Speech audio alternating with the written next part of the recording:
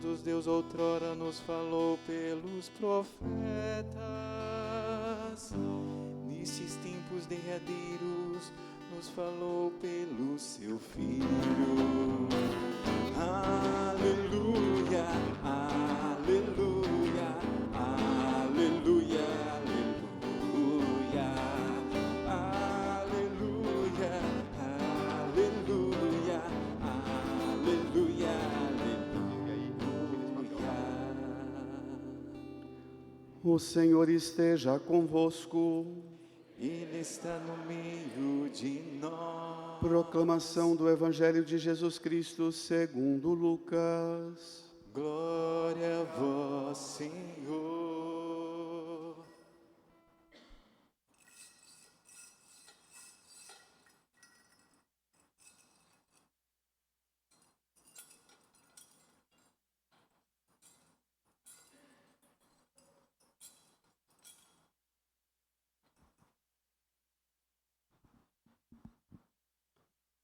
Naquele tempo, os pastores foram às pressas a Belém e encontraram Maria e José e o recém-nascido deitado na manjedoura. Tendo-o visto, contaram o que lhes fora dito sobre o menino. E todos os que ouviram os pastores ficaram maravilhados com aquilo que contavam. Quanto a Maria, guardava todos esses fatos e meditava sobre eles em seu coração. Os pastores voltaram, glorificando e louvando a Deus por tudo o que tinham visto e ouvido, conforme lhes tinha sido dito. Quando se completaram os 8 dias para a circuncisão do menino, deram-lhe o nome de Jesus, como fora chamado pelo anjo antes de ser concebido. Palavra da salvação. Glória a vós, Senhor. Uma salva de palmas para a palavra. Aleluia, aleluia, aleluia, aleluia, aleluia, aleluia, aleluia.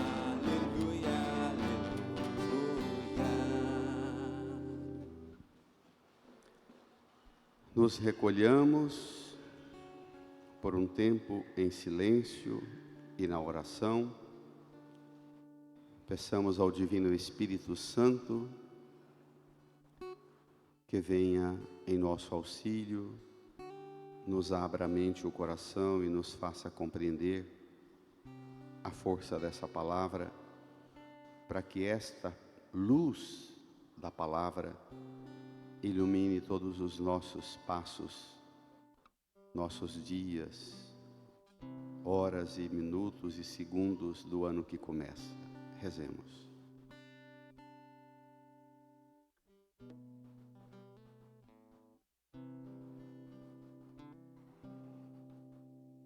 Amém.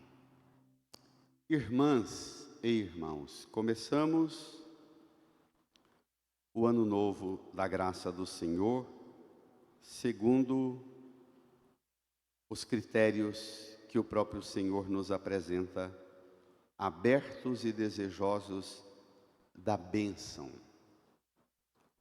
A palavra-chave da celebração de hoje é que Cristo é a bênção. Ele é, por excelência, a bênção. Muito mais do que coisas ou realidades ou situações que cada um traz como anseio, desejo, projeto, vontade ou necessidade, é Cristo, é Ele que nós procuramos.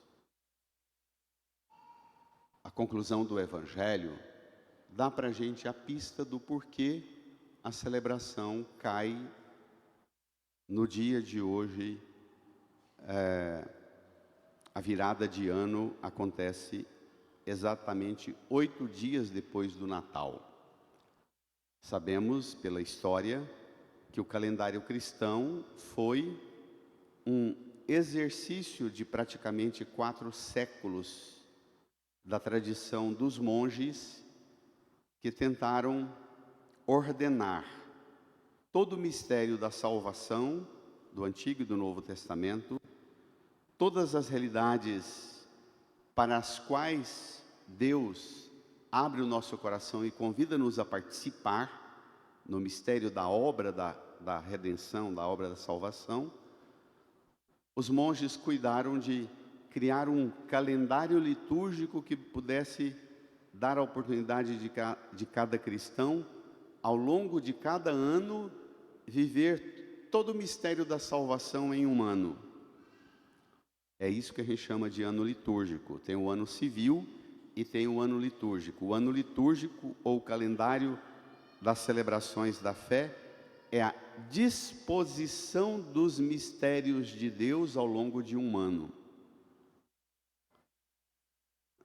Nos tempos antigos, o calendário era eminentemente associado ao ritmo e aos ciclos da natureza, especialmente da plantação e da colheita.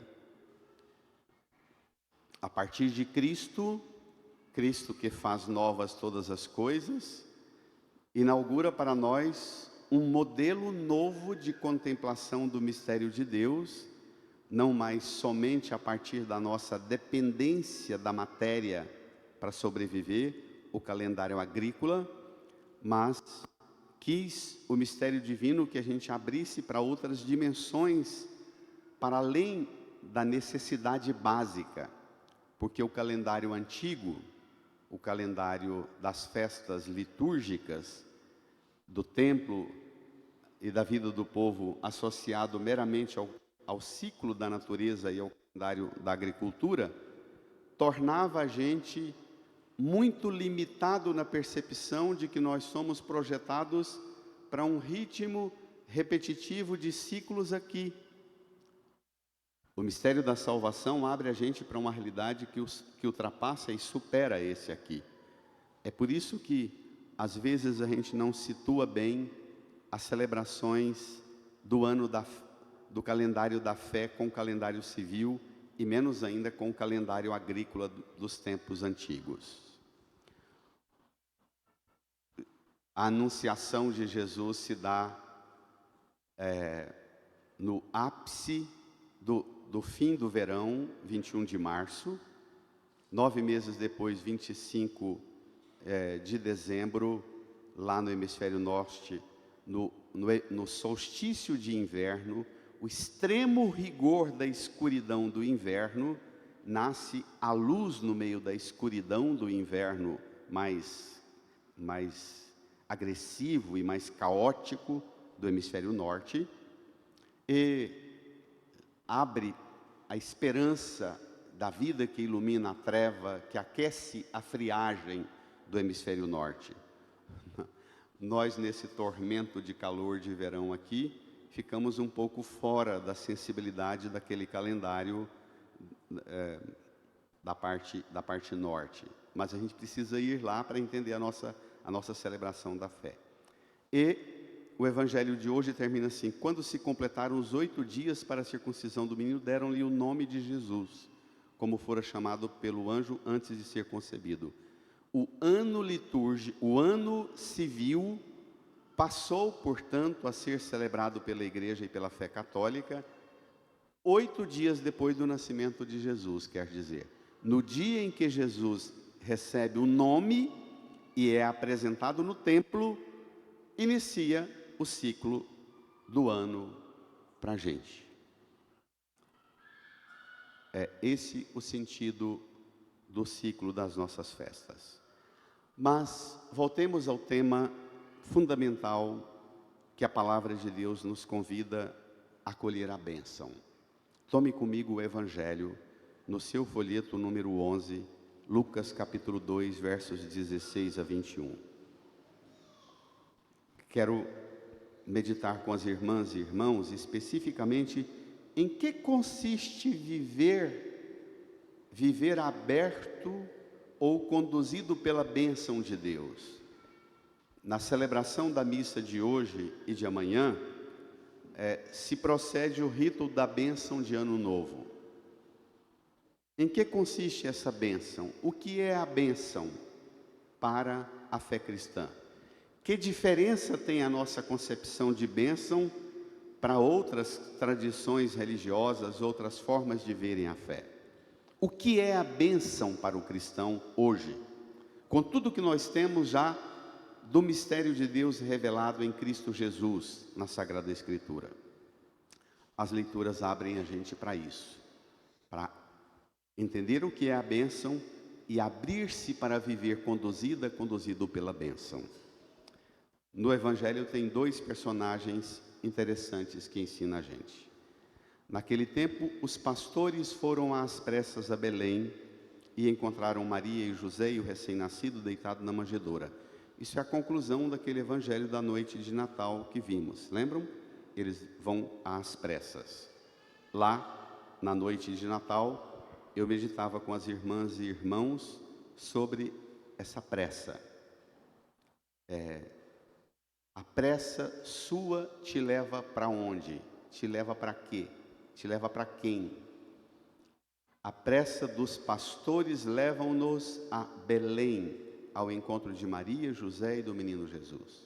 A sua pressa te leva a Deus? Isso já é uma pergunta muito importante. Para onde devemos nos deixar conduzir por essa pressa da fé? Os pastores acabaram, no meio da noite escura, de receber o anjo do Senhor que apareceu a eles, não em sonho, mas no meio da escuridão da noite, e lhes exorta: não tenhais medo, eis que vos anuncio uma grande notícia que o será para todo o povo. Hoje na cidade de Belém nasceu-vos um Salvador. Isso vos servirá de sinal, encontrareis um recém-nascido deitado em uma manjedoura. E aí o texto: os pastores ouvem isso e vão às pressas. Para onde devemos nos deixar conduzir por essa pressa da fé? Que diferença tem a pressa da fé para a pressa dos que vivem sempre atrasados e tropeçando em tudo, e para a pressa dos estressados, que também sempre atropelam tudo, ou atropelamos tudo? Não confundamos a pressa dos pastores com pressa de atrasados e com pressa de estressados. Qual a conclusão dessa pressa? O que ela traz para você? Você consegue distinguir quando é que você se move guiado pela pressa de atrasado ou de estressado, ou quando você se move e se esforça? Nós vimos hoje a São Silvestre, não é? Eu gosto sempre de acompanhar. A pressa da fé te conduz a que troféu, a que título? Quem de nós tem pressa com as coisas de Deus, mais do que com as coisas próprias, ou com as obrigações enfadonhas, atrasadas, que faço para desocupar logo? Quem de nós tem pressa com as coisas de Deus? São perguntas importantíssimas para entender o que é esse encontro com o recém-nascido. Versículo 17. Tendo-o visto, quer dizer, o recém-nascido deitado na manjedoura, tendo visto, vamos ler juntos? Contaram o que lhes fora dito sobre o menino. Contaram para José, Maria, os pastores, os outros parentes, amigos, curiosos que lá pudessem estar. Contaram, mas sobretudo para José e Maria. Mas tinha mais gente, porque o texto diz, versículo 18, leiamos juntos: e todos os que ouviram os pastores ficaram maravilhados com tudo o que contavam. Ficaram maravilhados com aquilo que contavam. onde está a sua capacidade de maravilhar-se e de contar de forma maravilhosa e de falar de Deus e deixar maravilhado aquele que te escuta falar das coisas de Jesus? Quando você fala sobre Jesus, você fala tomado por um enamoramento maravilhoso, ou falar de Jesus para você é falar de norma, regra, doutrina, rigor, disciplina, exigência e obrigação da missa, da reza, do dia santo, dos sacramentos? A sua conversa sobre fé, ainda que fale das disposições normativas, mas você sabe falar sobre elas de forma maravilhosamente encantadora, ou você transformou e reduziu, como tantos na igreja reduzimos falar de Jesus, é meramente falar de regra, norma, obrigação e até de medo porque não cumpre as regras. Com as crianças, então, qual sua capacidade de gerar maravilhados? Quem são os maravilhados com que você fala sobre Jesus cada vez que você vem à Santa Missa no domingo e nos dias santos e volta para casa e faz ativar um maravilhamento no coração das pessoas e elas dizem: eu quero esse negócio para mim também? É isso que te move? Ou precisamos fazer uma imersão no mistério da fé dos pastores? O que você diz e provoca o que em quem te escuta falar da fé? Fala de Jesus para provocar para o outro que pensa diferente de você ameaças, impor que o outro tem que passar para o seu lado, impor regras, dízimos, normas, doutrinas, ofertas? É isso que reduziu Jesus para você? Protocolos rituais? Como é que cumpre as normas e os ritos? É isso? Se eu fosse contar aos irmãos e irmãs a quantidade de vezes em que eu busco falar das maravilhas de Deus e não são, na verdade, são muito mais numerosos os que me abordam e acham que eu deveria reduzir o meu trabalho e exercício de pregador em mero pregador de norma, de regra, de doutrina e de ameaças. Acham que dá mais resultado, porque domestica melhor, porque põe mais fácil no curral, mas isso não é fé.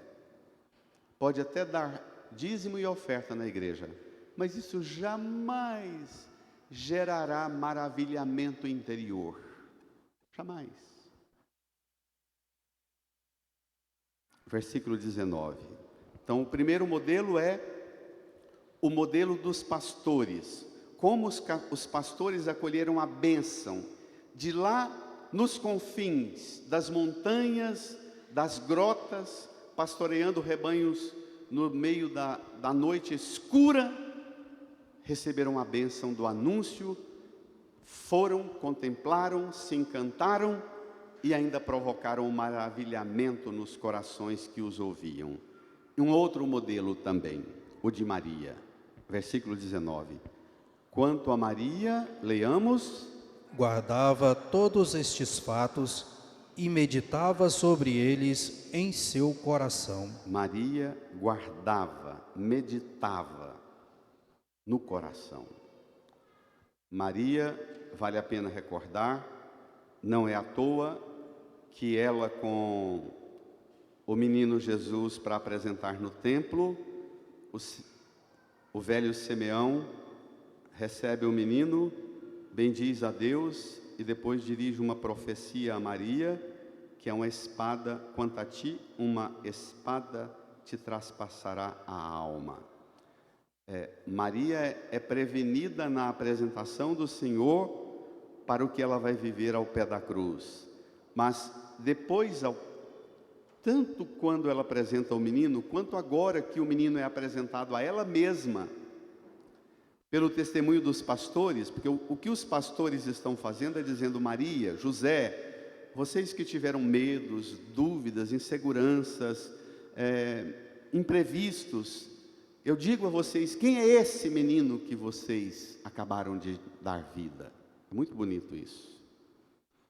Maria é aquela que não se perde, empolgada demais com o deslumbre das coisas boas, mas também é aquela que não se deixa levar pela grande tribulação ao pé da cruz. O Evangelho gosta de repetir: quanto a Maria, permanecia de pé aos pés da cruz. É a mulher pronta para o enfrentamento, é a mulher disposta ao extremo para o enfrentamento. Não se dobra, não se desespera, não se derrete. De pé. Modelo dos pastores e o modelo de Maria, para a gente acolher a bênção que é Cristo, a bênção que é o Senhor, que faz a gente retomar, levando os dois elementos, o maravilhamento, a exultação, tanto quanto não deixar que isso se perca, mas guardar isso e meditar sobre isso no coração. A gente precisa, todos nós, termos a síntese de Maria e dos pastores em nós. Aqui não é seguir só um modelo, mas trazer os dois conosco, e os pastores reforçam para nós, todos os anos, já caminhando para 40 anos que eu prego na noite de Natal e nessa noite do Ano Novo, e eu gosto de repetir a ideia que vem. Vamos lá? Versículo 20. Os pastores voltaram. Espere lá. Os pastores Voltaram. Isso é maravilhoso. Voltaram. Domingo que vem, nos magos, não, domingo que vem é a Sagrada Família, mas começa o Evangelho falando que os magos partiram. Os magos, depois, no segundo próximo domingo, os magos também voltaram para a sua terra. A ideia do voltaram. Os pastores voltaram para onde? Nós confundimos a bênção de Deus como coisa extraordinária, que remete a gente para um extraordinário e que tira a gente do enfrentamento com a missão e a responsabilidade natural que nós temos. Nós queremos um encontro com Deus e a bênção de Deus para a gente voltar e não ter que enfrentar nada do que a gente enfrentou em 2025. A gente quer um encontro com o menino Jesus, que é mais um encontro com o resultado da Mega Sena do que com a face de Cristo. Porque a gente não quer voltar. Se eu pudesse, eu começaria 2026 com o resultado da Mega Sena e não viveria nunca mais nada do que eu sofri até hoje, me cansei até hoje, me aborreci até hoje. Aqui é uma outra espiritualidade, uma outra teologia, não é a da Mega Sena. Aqui é voltar para o batente, para ser pastor, para os campos, para as montanhas, para o redil, para a responsabilidade suada, de curar feridas, de curar varejeiras, de carregar ovelha quebrada nos ombros, de sujar com o sangue delas, de fazer parto de ovelha no meio da noite escura. Aqui é lambuzar-se com o rebanho, missão de pastor ao extremo, para a sua profissão, para o seu trabalho, para a sua casa, para o seu ofício, para a sua responsabilidade, ao extremo, com um elemento novo: encontrei o Senhor Jesus nesse caminho de minha missão, de minha responsabilidade, de minhas fadigas. Amém. Pode reagir. Pode reagir. Porque essa empolgação da Zarinha é a empolgação da velha profetisa Ana, que vale a pena ser lida também, que é maravilhoso, e que é a empolgação dos pastores. Voltaram para o campo, voltaram para o ritmo cotidiano quase ordinário de pastores. Mas leiam de novo até o final, o versículo 20, caprichando no zelo da pronúncia. Os pastores voltaram, glorificando e louvando a Deus por tudo o que tinham visto e ouvido, conforme lhes tinha sido dito. 3 verbos: visto, ouvido e dito. Os pastores voltaram conduzidos por um conteúdo. Viram, ouviram, disseram. Ver, ouvir, dizer. A realidade nova do nascimento de Jesus, o Emanuel que está com a gente, o Messias, o menino Deus que nasceu e se fez, não um de nós, mas ele se fez mais do que um de nós. Ele não se fez apenas como um bom pastor, mas na cruz ele é ao mesmo tempo o extremo bom pastor, mas na cruz ele também é ao mesmo tempo o extremo Cordeiro de Deus. Ele é pastor e é cordeiro. Nele se fundem as duas dimensões de pastor e ovelha, ovelha e pastor. Ele é pastor perfeito, mas é também na relação conosco ele é o perfeito pastor, mas na relação com Deus ele é o perfeito cordeiro que faz a vontade do Pai. Pode reagir.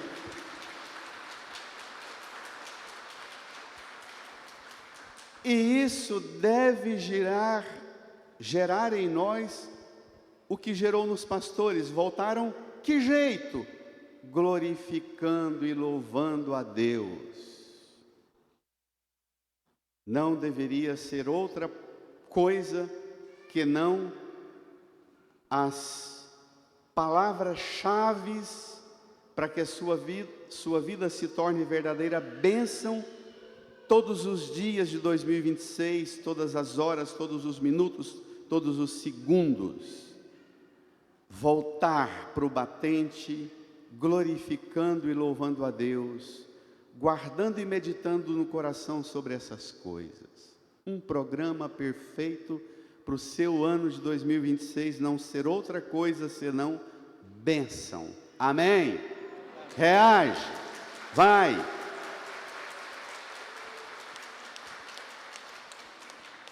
Anota essas palavras-chave e põe lá no teto do seu quarto, na parede, na porta do armário do quarto, na geladeira.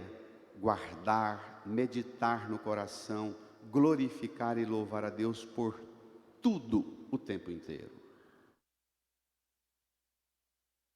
Isso não quer dizer que não vai ter, como Maria, uma cruz pela frente para descer o filho morto. Não quer dizer que está livre disso. E não quer dizer que não vai ter, como os pastores, que lutar contra lobo, assaltante, ladrão, mercenário, frio, incêndio, fogo e tudo que vier pela frente. Isso não quer dizer que não terá problema. Terá problema, mas nenhum problema tirará de você a graça de glorificar e louvar a Deus. Essa é que é a novidade dos pastores e de Maria. Os pastores voltaram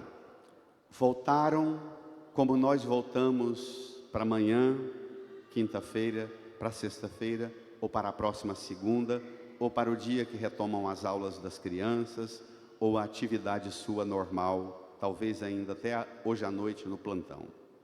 Os pastores voltaram. Volta-te também. O medo acabou. Maria, José e os pastores são os 3 personagens que foram convidados pelo anjo a não tenhais medo. Lembra? Agora eles se encontram os 3 aqui, ó. Os 3. Volte, mas não volte dominada pelo medo. Volte, mas não é mais guiado pela desolação do abandono de ocupar-se nas noites escuras com sua missão. Passará de medo e abandono, ou como São José planejando fugir, passará a contadores de maravilhas sobre Deus, homens e mulheres da glorificação e da louvação a Deus, homens e mulheres que veem, que ouvem e que dizem o sim, e têm os sentidos ativos, têm os sentidos ativados, assimila o que está acontecendo na noite escura, ainda que esteja escondido num lugar que alguém jamais imaginaria um Deus nascer nessa noite, numa gruta lá em Belém, junto com animais, num curral fedido de esterco e trato, escondido. Vê, ouve e diz, tem os sentidos ativados para assimilar a presença discreta de Deus.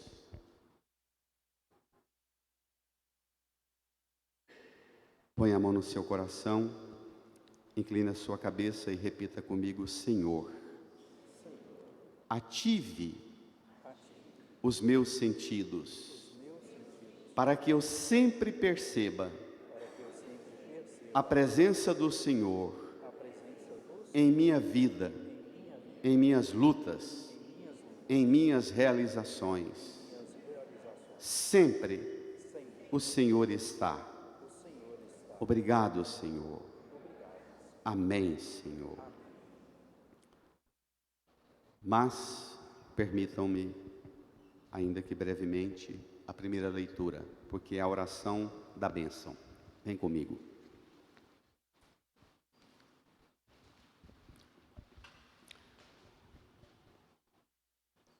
Que é o rito solene dessa noite, a oração de bênção.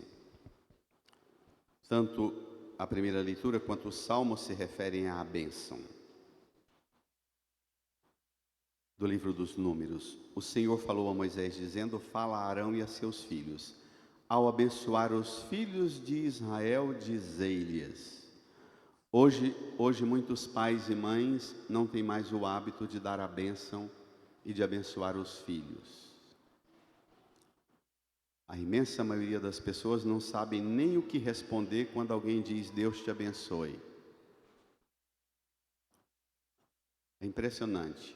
O amém, o assim seja, o que fique como Deus quer, que é o significado do amém, desapareceu dos nossos lábios, não só por má educação, mas por ambições desordenadas. Nós não somos um povo de prontidão para a bênção de Deus. Nós queremos um Deus e reconhecemos que Deus nos abençoa somente quando Ele fica disposto para nos dar o que nós achamos que vai nos fazer feliz e quando Ele patrocina e financia o que nós desejamos.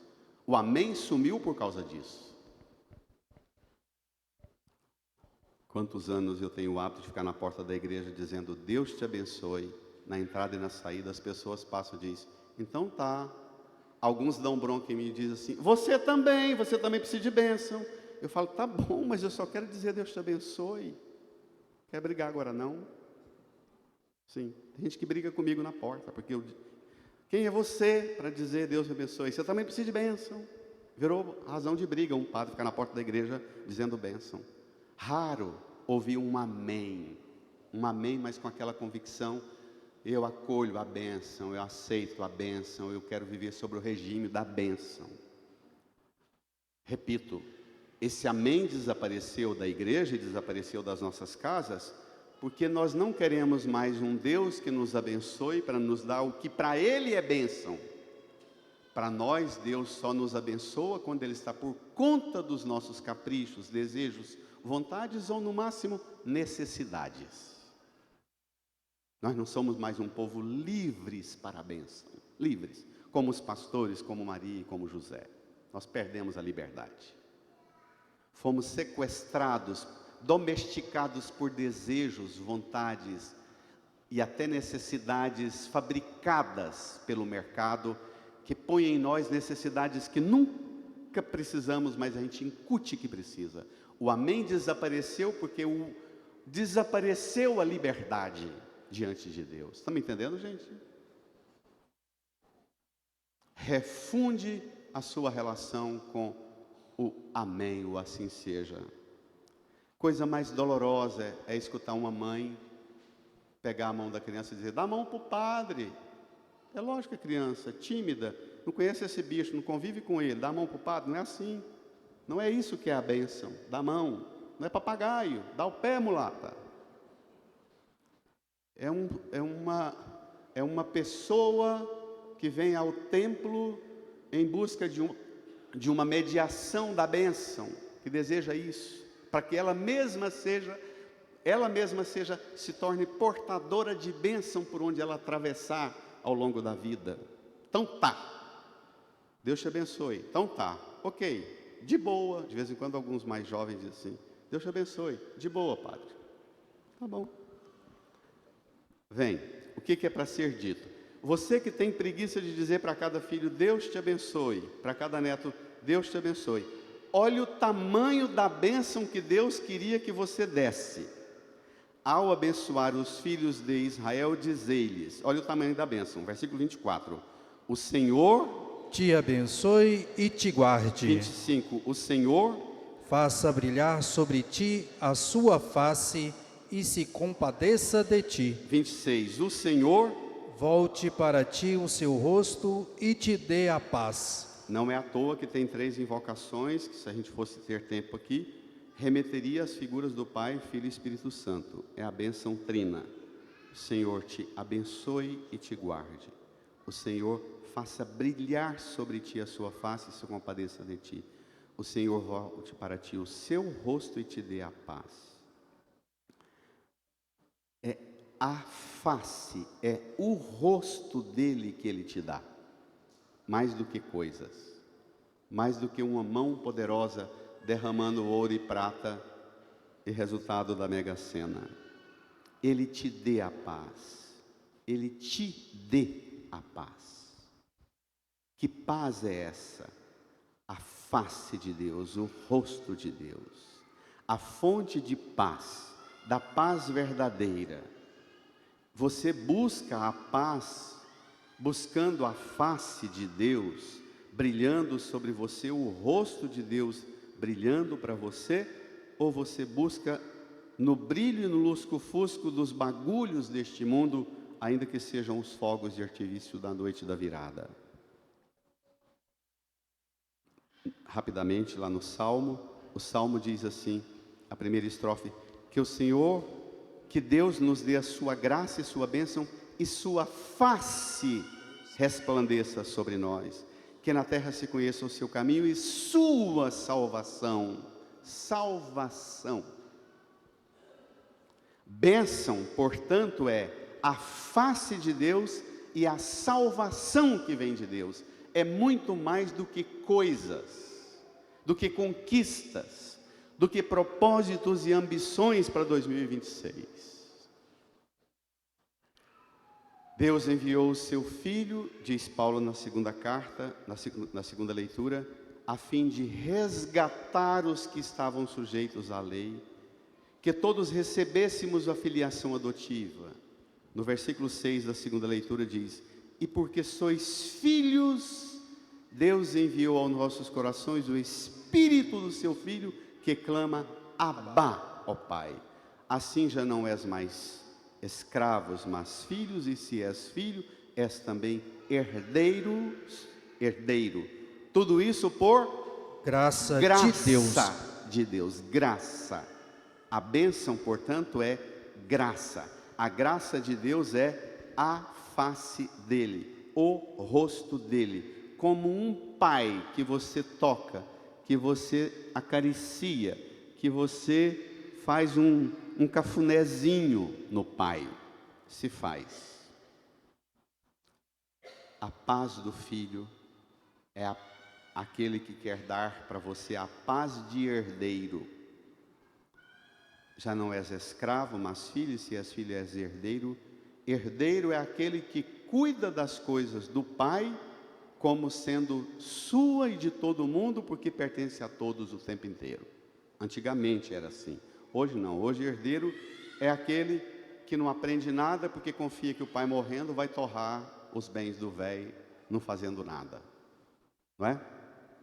No passado, o herdeiro é aquele filho mais velho que passou o dia trabalhando no campo, porque cuidar da coisa do pai é cuidar das coisas minhas. Muita coisa, né? Para uma noite só de ano novo. Olhe para a cruz. Vá olhando para o presépio e para a cruz, e eu vou concluindo para ajudar você a preparar para pedir a bênção de Deus sobre sua vida. Com um texto belíssimo de Bento XVI. Todos desejamos viver em paz, mas a paz verdadeira, a que é anunciada pelos anjos e depois cantada e glorificada pelos pastores, não é simples conquista do homem, ou fruto de acordos políticos, econômicos, militares. Paz que os anjos anunciam, que os pastores Maria e José acolheram, é antes de tudo dom divino pelo qual nós devemos implorar constantemente. E ao mesmo tempo é dom de ter a face de Deus voltada para nós, mas é compromisso que se deve levar em frente com paciência por todos os percursos que o Senhor te colocar ao longo deste ano que começa. Permanecendo sempre dócil ao Senhor, dado que a humanidade é uma grande família. Sair daqui para levar essa paz para todos os homens e mulheres é sair daqui para levar a paz para a família de Deus, que supera todas as raças, línguas, conflitos, divisões, tradições, costumes e até religiões. Incline a sua cabeça. Peça do Senhor a graça dessa paz para mover você neste ano novo que começa, para que você seja conduzido por este dom sobrenatural. O próprio Deus presente, face a face com você. Em Jesus, Deus se tornou um que caminha com você. Que o rosto dele brilha diante do seu rosto. Fale com ele e faça com ele um pacto de paz.